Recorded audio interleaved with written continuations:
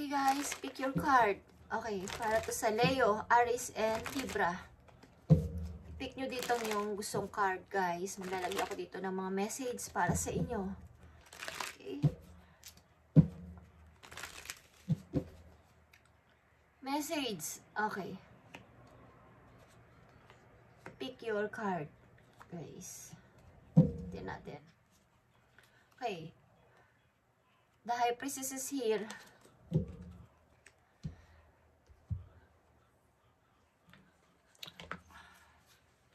Tignan natin guys. Pumili kayo dito ng card niyo at ipag-pray nyo to guys. Itong nandito sa kaliwa, okay, violet. Itong nandito sa gitna, red stone. Okay, itong nasa kanan ko is white. Okay. So, umpisahan nyo nang magpamili guys ng para sa inyong message dito at ipag-pray nyo. Ito ay message para sa inyo. Para sa tatlong sign na binabasa ko everyday almost sa mga Leo, Aries, and Libra. Ito ang inyong message. Okay? Tignan natin guys.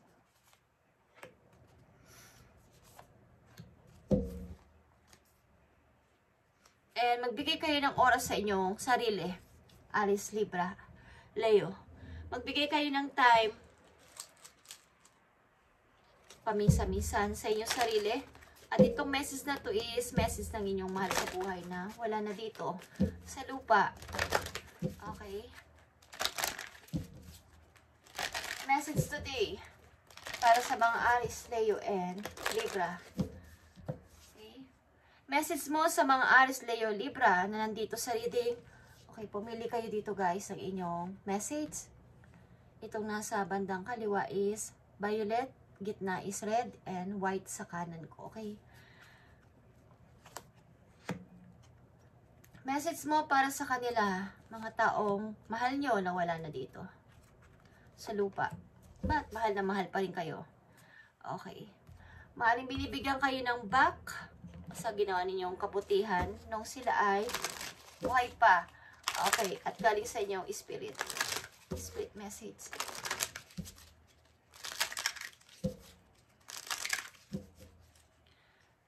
Okay, pumili na kayo guys kung anong gusto nyong card dito o message.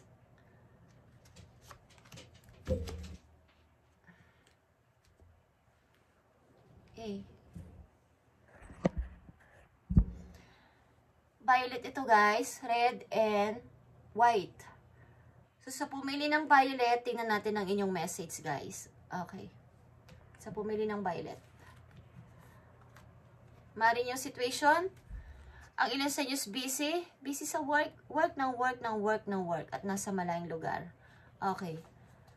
At think it through. Meron kayong dapat pag-isipan sa pumili ng violet. Okay. Meron kayong dapat pag-isipan ng twice, thrice, or what. Okay. Mahabang pag-iisip. Message sa inyo ng mga taong wala na dito sa mundo na mahal nyo nung buhay pa sila. Okay. Trust.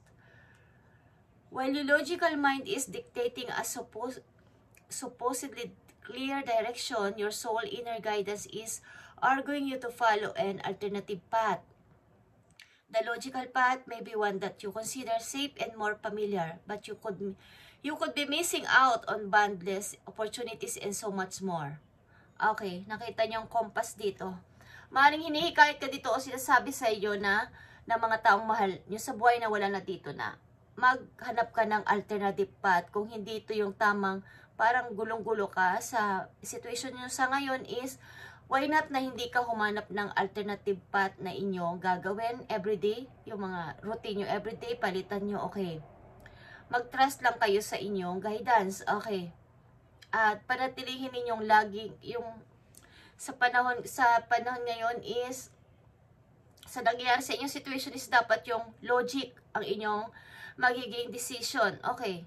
Maaaring familiar ka na sa ganong klaseng gagawin mo. Kaya lang, parang namimiss mo ang ilang opportunities. Okay. Namimiss mo ang ilang opportunities na dumarating. Maaaring ang daming offer sa iyo ng kapalaran, okay? But hindi mo alam dito kung alin ang totoong para sa'yo na makapagpapasaya. Ang ilan sa inyo dito is tuloy-tuloy sa pagtatrabaho nawawala ng time sa sarili, maybe, okay? Sa pumili ng violet, okay? And message sa inyo ng yung spirit. Make it your mission to accept all parts of you, the good and what you perceive to be your expectation. Don't look for any outside validation. It's already within you. Once you realize your true beauty and potential, you will never doubt yourself again. Okay, ilan sa inyo na pumili dito sa violet na stone is walang confidence sa sarili. Okay? Parang nilalagay nyo na limitasyon ng inyong sarili kung saan kayo nararapat at hindi kayo nagtatry na parang may pwede pa naman akong gawin o may pwede pa akong itry na iba na mas mapagpapabuti sa akin at makikita ang totoo kong kagandahan. Okay, yung mission nyo ba? Yung totoong yung mission. Parang nakakaligtaan nyo yung iba. Okay? Hindi nyo binibigyan ng parang may halimbawa meron sa inyo sasabi na itry mo yung ganito is sasabihin nyo hindi nyo kaya. Parang hindi, wala kayong tiwala sa inyong kakayanan. Is why not na hindi nyo i-accept all parts of you. Okay? Yung mga skills na alam niyo. Okay? Para malaman mo o ma-realize mo na meron pala akong potential at meron akong beauty. Okay? At huwag ka na ulit mag-doubt sa iyong sarili. Okay guys, titinan pala dito mamaya. Sa pumili ng gitna guys, sa red na stone, ito ang inyong message. Ilan sa inyo sa overthinking this time at hindi makapag-decision sa dalawang sitwasyon na kinalalagyan nyo ngayon is hindi kayo makapag-decide. Okay.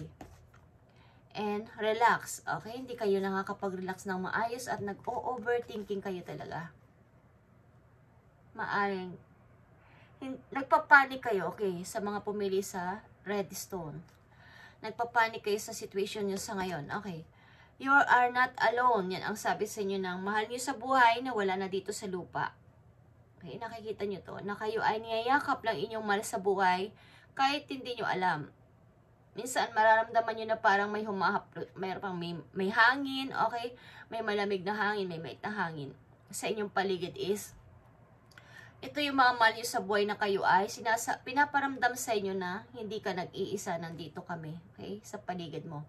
We are here for you. We never left, okay? Through all the sadness and loneliness, however, you cannot sense as near you or feel how love we are sending you. We are your family, friends, and guides. You never walk alone. We walk right beside you. Lalo na kung may mga nawala kayo sa buhay na talagang mahal na mahal nyo. Halimbawa, naging part ng buhay ninyo na sobrang, halimbawa, magulang nyo, close nyo na kapatid, o partner nyo sa buhay, or anak nyo, is ang person na to, mga tao na to na nandun na sa kabilang mundo is, hindi kayo iiwan at hindi kayo iiwan. Lagi silang nandyan at minsan, hindi nyo lang masyadong napapagtanto na kapag meron kayong pag kayo nasa sad or nasa happy moment kayo o nasa malungkot na situation is nandyan sila palagi. Hindi nyo lang masyadong hindi nyo namamalayan na kayo ay kino-comfort ng inyong mahal sa buhay. Okay. This time is maaring nandyan lang sila dahil maaring kayo ay nagpapanik. Okay, sa mga pumili dito sa red na stone. At don't place limits upon yourself. You are an infinite being with unlimited potential. You can have and be anything you want. Don't hold yourself back to allow anyone else to. This is your life. Live your truth and remain heart-centered all the times. Okay, huwag niyong pansinin ang mga tao na kayo ay binibigyan ng parang limitasyon sa buhay. Okay, at dyan ka lang. Okay, huwag ka magsalita. Yung parang minamanipulate kayo ng mga taong involved dito sa inyong situation is, huwag kayong magpapa-apekto sa kanila. Maybe kaya kayo dito nag-overthinking or hindi nyo malaman ang pagdedesisyonan dahil wala kayong kakayanan na gawin ito sapagkat kayo takot mag-decide. Natatakot kayo na may umanib kayo doon sa kabila or magsalita kayo sa kabilang side. Natatakot kayo na baka may magalit sa inyo o may something na may sumama ang loob sa inyo. So, ipakita ninyo yung truth. Live your truth and remain heart-centered at all times. Okay. Para to sa mga Leo, Aries, and Libra, guys. At nakapili kayo dito ng inyong message. Okay? Huwag niyong ialaw ang inyong sarili sa mga taong hindi naman kayo gusto. Okay? Huwag niyo silang pilitin. At sa mga pumili dito sa white stone, tingnan natin, guys.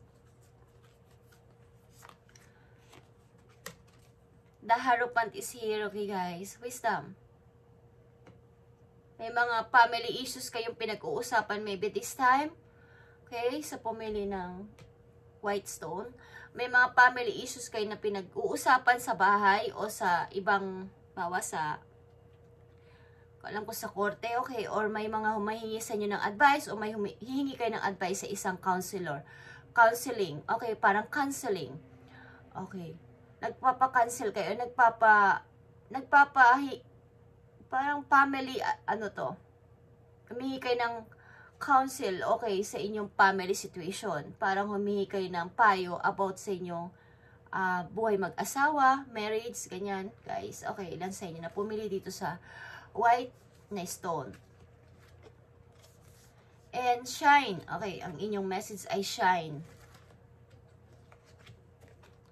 Be proud, guys. It's time to celebrate all that you've achieved, all that you are, and all that's will become. Every once in a while, it's important to stop and acknowledge what you've achieved and to be proud.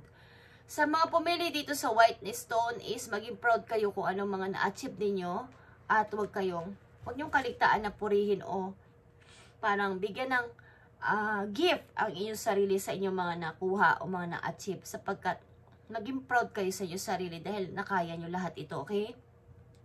Something na mayroon kayong usaping family talaga. At huwag mo sisihin ang sarili mo dito kung ano man ang nangyari. Okay? Sa inyong family, sa inyong mga pinaglalaban. Okay. You are not moving too slowly. Drop in self-induced pressure. You are in the sweet spot between taking care of yourself and still making advancement. Okay? On your goals, on this path, there is no such thing being behind. Okay, as being behind. Smile, breath, carry on. Okay, guys.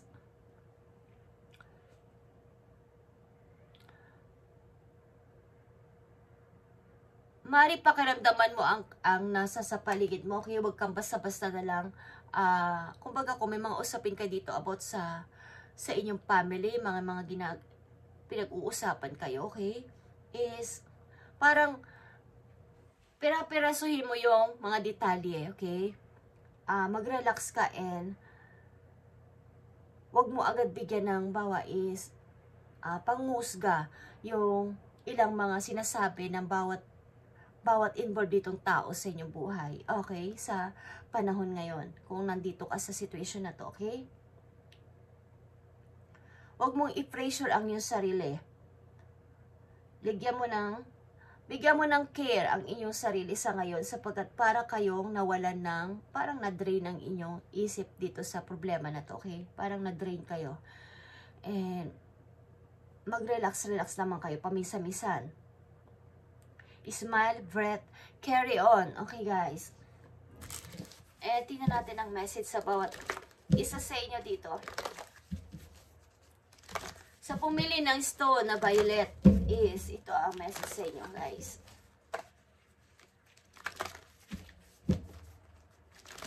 Ibahin mo yung path mo, okay? Kung nahihirapan ka na dito sa situation na to, at parang trabaho na lang ako ng trabaho everyday, wala na akong panahon sa sarili ko, okay?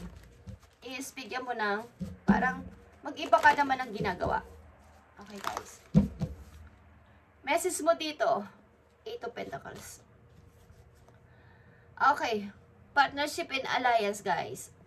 Maaring sa pumili dito sa violet na stone is may mga tao din na hihingi sa inyo at parang babalik sa inyong buhay para kayo ay hinga ng sorry at makipag-partnership ulit sa inyo. Okay, hingi ng tulong pampinasyal at gusto ulit makipag-reconcile. Gusto ulit kayong makasama. Okay, sapagkat nakikita nila na kayo ay okay sa buhay. Maayos na ang pamumuhay sa ngayon. Okay. Kaya pag-isipan mo itong mabuti. Kung may tao na babalik sa inyong buhay. Okay? Think it through. Okay guys? Sa pumili ng violet na stone. And sa pumili ng red stone, tingnan natin ang message sa'yo. Meron ka ditong Two of Swords. Okay. Sa pumili ng red stone, meron kang Two of Swords. Okay. Emperor is here guys. Okay, sa pumili ng Two of Swords is maging in charge ka ngayon sa iyong, kumbaga maging ikaw yung mag-decide. Sapagkat ang Emperor is siya yung nagbibuild, siya yung taga-decide. So this time, ikaw yung maging, patunayan mo na kaya mo mag-decision this time at mag-relax ka lang. Huwag kang masyadong mag-panic. Okay, dito sa gagawin mong decision na to. Maging logic ka sa magiging decision mo this time. At ipakita mo yung katotohanan. As a Emperor, ikaw ay King of the Kings. Okay? Ito ay Aries energy. And ipakita mo na nakapag-decide ka na, parang alam mo na yung katotohanan, okay, nakapag-decide ka na at alam mo nang paano sila kung paano pili ng situation dito. Sapagkat meron kang nahirapan ka ditong mag-select o mag-choose. Okay? So, patunayan mo as a Emperor na ikaw ang in charge dito at mag-decide this time. Okay? Huwag kang matakot. Mag-decide this time. Okay? Huwag kang mag-panic. Mag-relax ka.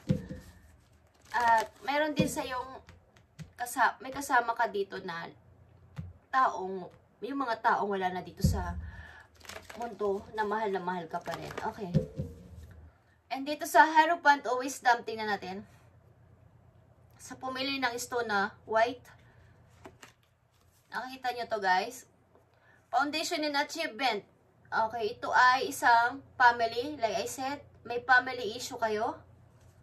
Kung ito ay isang family issue talaga guys, dahil ito ay nandito, okay? Pilitin nyo maging tama ang inyong magiging decision dito, sapagkat, umismile ka lang, mag-breath ka and carry on, okay? There is no such thing as being behind. Okay. Pag-aralan mo mabuti dito ang mga nangyari, kung nararapat ba talaga na ipagpatuloy ninyo ang isang masayang pamilya o magkaroon na kayo ng parang usapan talaga na kailangan mo nang mag-let go o kailangan mo na siyang i-let go, kailangan mo nang umalis dahil ikaw ay parang drain na dito sa pagsasama na to. Okay. Pag-isipan mo mabuti yan. Dito sa pumili ng white stone is may usapin kayong family na dapat mong pag-isipang mabuti kung sino ka man at slowly lang, wag mong masyadong bawais. Gusto ko na agad umiwalay ngayon. Okay, pag-isipan mo at pagmuni-munihan tong dahil ito ay isang masayang pamilya na meron kayong mga anak, maybe. At hindi basta-basta ang pagde-decide ng ganyan na basta-basta na lang maghihiwalay. Kailangan is pag-isipang mabuti and muni-munihin kung pwede is magpa-counsel kayo kung nararapat. Kung isa naman kayo talagang happy family dati, kung may problema sa family is dapat humingi kayo ng advice sa mga nakakatanda sa inyo. Okay. Thank you and God bless guys. Para to sa Libra, Aries and Leo, itong message na to, okay? Kung anong napili nyo ditong stone is para sa inyo message na yun guys. Okay. Thank you and God bless.